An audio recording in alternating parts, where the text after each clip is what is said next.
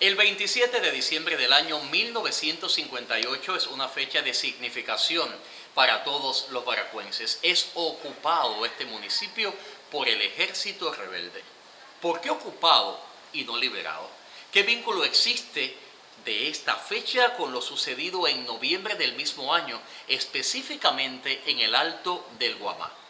A todas esas preguntas le daremos una salida diferente con mucha información y diálogo desde la televisión y juntos, Baracuando.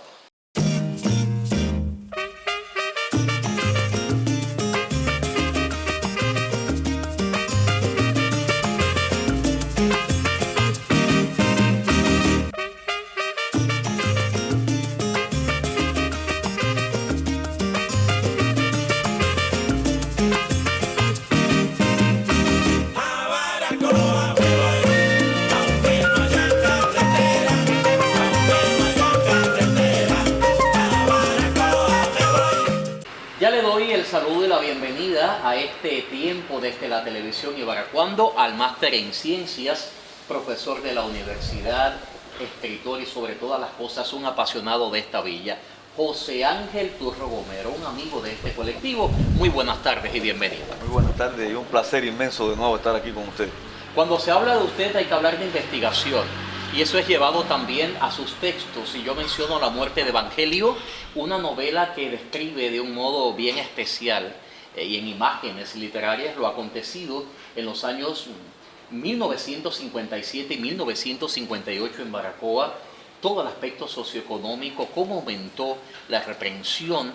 Y yo le hago una pregunta, ¿acaso fueron estos elementos lo que condicionaron la lucha insurreccional, ese deseo de libertad en la antigua región histórica o en la región histórica de Baracoa?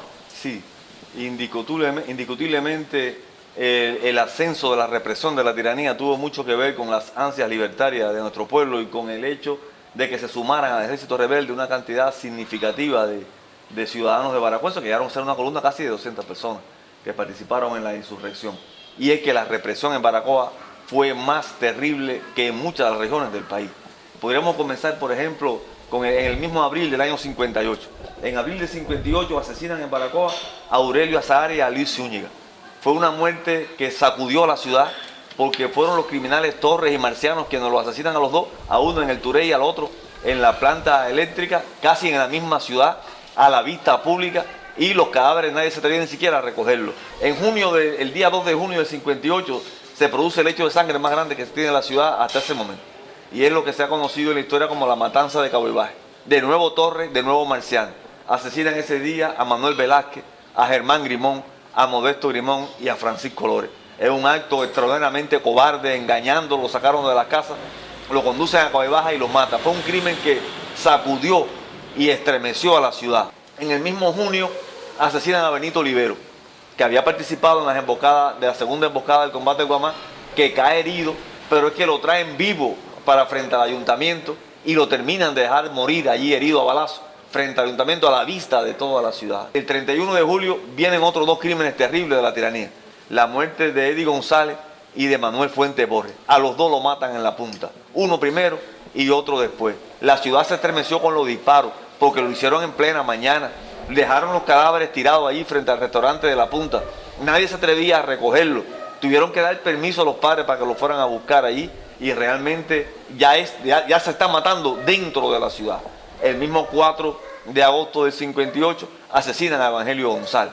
Y entonces ya esto era un baño de sangre lo que había en la ciudad. De todas esas muertes, la de Glicerio Blanco Lores fue otra muerte que estremeció y sacudió a la ciudad en el 58.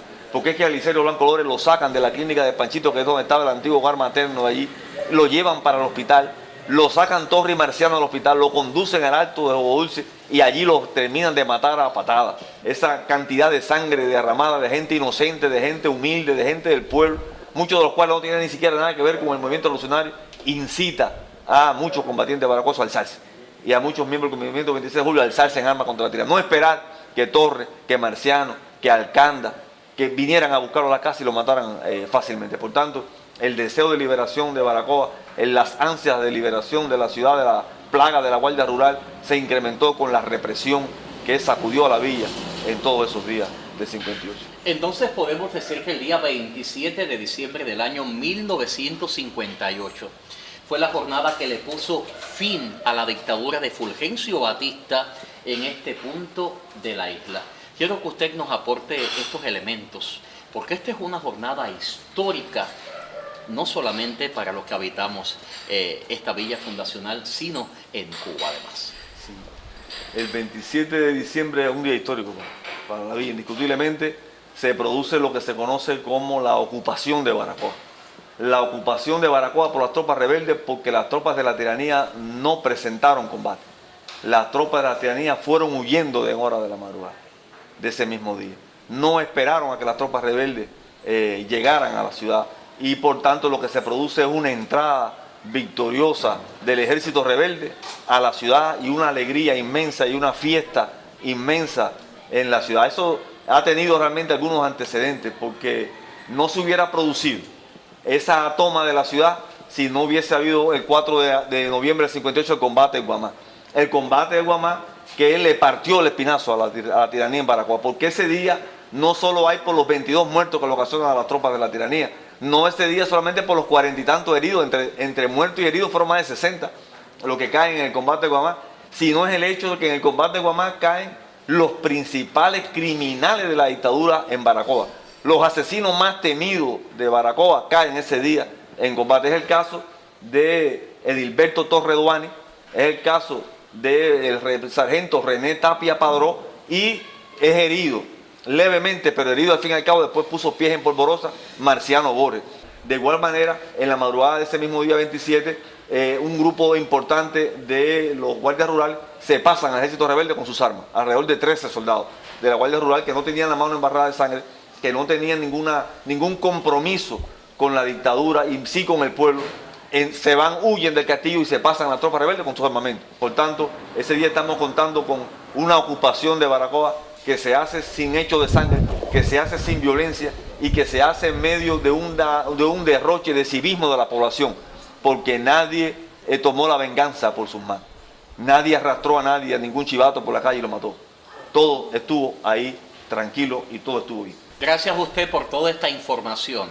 Es por eso que el mes de diciembre, específicamente su día 27, trae luces de victoria, la más antigua de las villas cubanas. Y asociando a este texto, presento la sección que al menos yo lo hago así. Usted no se vaya, porque lo que sigue para cuando llega de mi ciudad.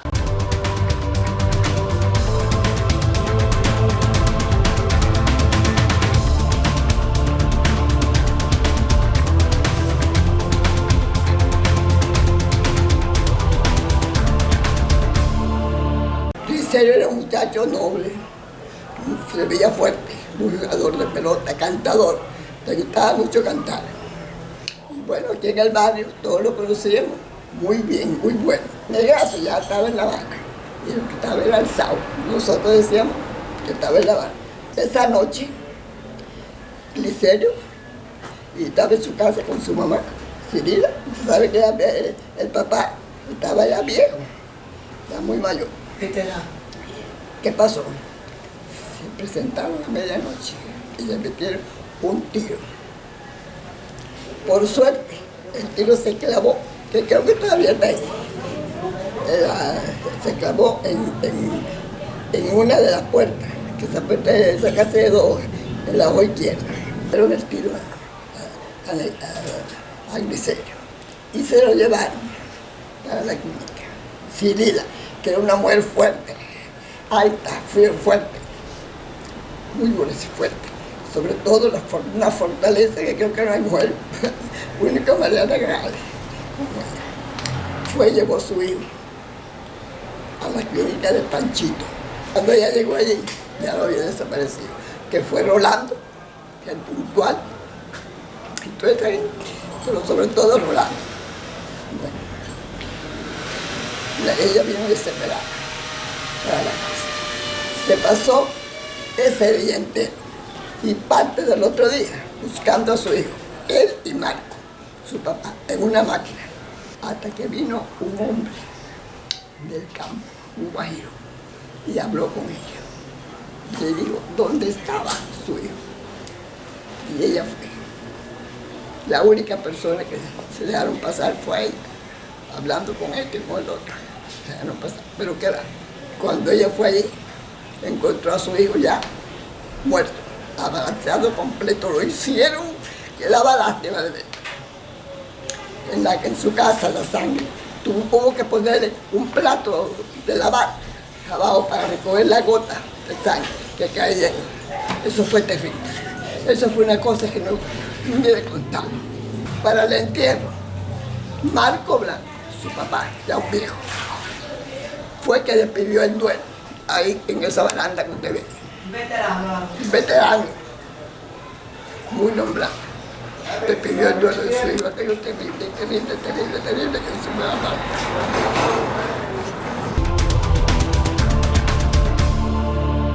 Seguimos baracuando desde la televisión. Yo sigo muy bien acompañado con un investigador, profesor universitario y sobre todas las cosas, amante de la historia local, José Ángel Turro Romero. Y quisiera hacer una pregunta que tiene que ver ya con el triunfo del 1 de enero de 1959. Profesor, ese triunfo de victorias encabezado por Fidel Castro y el programa histórico del Moncada trae a Baracoa también importantes cambios socioeconómicos. Coméntenos de esto. ¿Cómo influyó este suceso en la villa? Fue una revolución. Como todas las revoluciones, fue un hecho radical. Y la radicalidad de la revolución de ese año se muestra en primer lugar con el cumplimiento de las promesas y el compromiso del Moncada, de Fidel. El programa con que había incitado a la revolución y con el que había conducido el esfuerzo cubano a la lucha contra la tiranía. Por tanto, la primera ley de reforma agraria fue uno de los saltos más gigantescos que se produjo en la ciudad. El campesino nuestro no tenía propiedad de la tierra. El campesino baracoso había ido huyendo hacia los montes más intrincados, buscando un pedazo de tierra con la cual vivir, pero era un pedazo de tierra que no le pertenecía. Unido con eso, tenemos que hablar de la campaña de alfabetización. No podemos dejarla nunca detrás, porque la campaña de alfabetización que comenzó en 1961, esa campaña de alfabetización llevó la luz de la enseñanza y de la ciencia a todo nuestro pueblo. Algunos de los que nunca pensaron que iban a poder aprender a leer y escribir, que se había convertido leer y escribir en un privilegio de gente rica o en un privilegio de gente que vivía cerca de la ciudad y de la escuela donde estaba. Y por tanto, la campaña de alfabetización llevó la luz de la enseñanza a los más oscuros rincones de nuestra población. Eso por una parte. Por otra parte, en la villa, el inicio de la transformación de los barrios marginales de Baracoa, dígase el Turey, la construcción de la reforma que posibilitó la entrega de la vivienda a personas que por determinados problemas económicos propios de la dictadura y propios del retraso económico no tenían casa. De momento vieron que se le entregaron apartamentos decorosos, la construcción de la farola, un viejo compromiso de los gobernantes de turno que nunca cumplieron, se inicia y se termina, ya en 65 se ha terminado el viaducto de la farola que se había comenzado en el 64. Hay un hecho que quiero recalcar y que muestra también la radicalidad de la revolución. La revolución condenó y fusiló a todos los criminales, a los chivatos y a los que habían bañado de sangre la ciudad en el 58. Eso demostró que era una revolución radical y que habíamos llegado a un momento en que haríamos una transformación total de la sociedad. Es posible, y esta generación defiende con apego acontecimientos como lo sucedido el 27 de diciembre de 1958. Deseándole a usted un excelente 2024, siempre en compañía de la televisión, donde tendremos nuevos y auténticos motivos para seguir baracuando. Muy buenas tardes. Gracias a ustedes. Felicidades, familia.